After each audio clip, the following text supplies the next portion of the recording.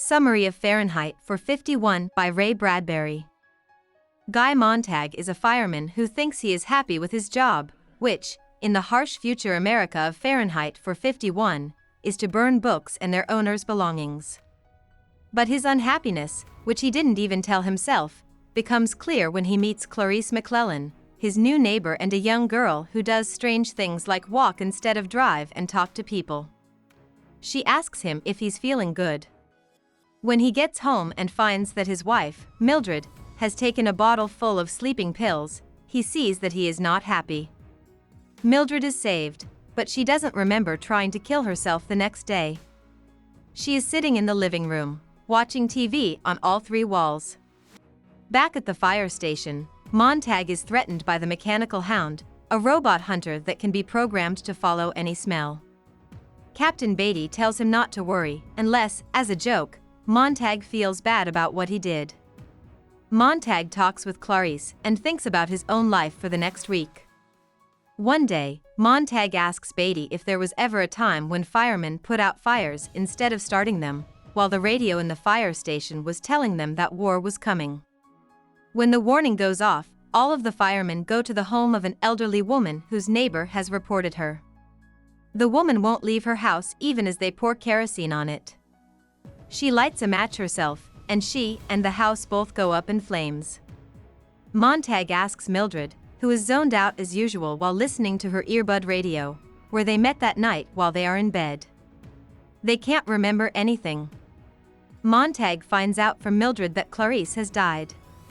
Montag doesn't go to work the next day because he can't get over seeing the old woman die and hearing that Clarice died.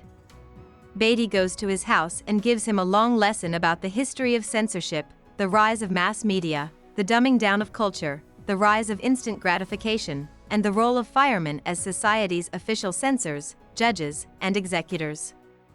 Beatty says it's fine for a fireman to keep a book for 24 hours out of natural interest, as long as he gives it back the next day. When Beatty leaves, Montag shows Mildred the 20 books he has been hiding in the house, including a Bible. He thinks that their lives are falling apart and that the world makes no sense. He hopes that the books will give him some answers. Montag and Mildred both try to read the books. But reading is hard when you don't do it very often. Mildred soon gives up and tells Montag to get rid of the books so that they can get back to living their lives. Montag, on the other hand, remembers meeting Faber, a retired English professor, a year ago. Faber might be able to help. Montag tries to read and remember parts of the Bible he brought with him on the train ride to the man's house. At first, Montag scares Faber, but in the end, Faber decides to help Montag with his plan to hurt the firemen. They decide to talk to each other by putting a small two-way radio in Montag's ear. When Montag gets home, some of his wife's friends are watching TV in the living room. Montag starts to lose it. He makes the women listen to him read from one of his secret books, a poem by Matthew Arnold. They go away, very upset. When Montag goes to work, Beatty makes fun of him by quoting famous books in ways that contradict each other. This shows that books are useless, for the rich, and hard to understand. Montag gives Beatty a book, and he seems to be okay with it. All of a sudden, an alarm goes off. The firemen hurry to their truck and leave for the given address.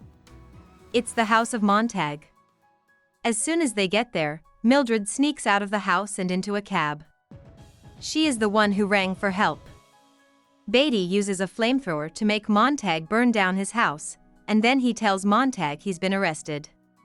Beatty also finds the two-way radio and says he will find out where it came from.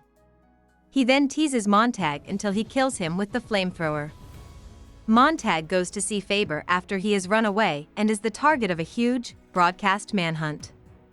He then beats the mechanical hound to the river by a few steps. He gets to safety by floating downriver. Montag finds a group of old men along some abandoned train tracks in the country. Faber had told him about these men, who were once professors and theologians but had been cast out of society. They and people like them have learned thousands of books by heart and now live on the edges of society, waiting for people to start reading again. Montag can quote from the book of Ecclesiastes because he remembers some of it. Early the next morning, planes from the enemy fly over the city and head toward it. Almost in an instant, the war starts and stops. The city has been turned into dust. Montag is sad about Mildred and the boring life they had together. He finally remembers that they met in Chicago. Montag is in charge of the group of men as they head upstream toward the city to help the survivors rebuild. About the author. Ray Bradbury grew up in Illinois, Arizona, and Los Angeles. He is thought to be the most famous American author of science fiction and fantasy. He finished high school but didn't go to college. Instead, he got a job selling newspapers and started writing serious science fiction and fantasy stories. Dark Carnival was his first book, and it came out in 1947. He has written approximately 500 short stories, plays, novels, and poetry, as well as screenplays and teleplays over the course of a long and productive career. A lot of Bradbury's stories have been turned into movies, TV shows, and radio shows. The Martian Chronicles, Dandelion Wine, and Something Wicked This Way Comes are some of his best-known works, along with Fahrenheit 451.